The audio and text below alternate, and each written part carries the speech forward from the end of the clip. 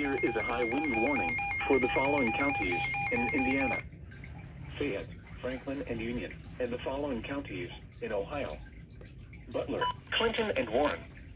High wind warning remains in effect from 10 p.m. this evening to 10 a.m. Friday. Southwest winds 25 to 35 miles an hour with gusts in excess of 60 miles an hour expected. Damaging winds will blow down trees and power lines. Widespread power outages are expected. Travel will be difficult, especially for high-profile vehicles. People should avoid being outside in forested areas and around trees and branches. If possible, remain in the lower levels of your home during the windstorm and avoid windows. Use caution if you must drive.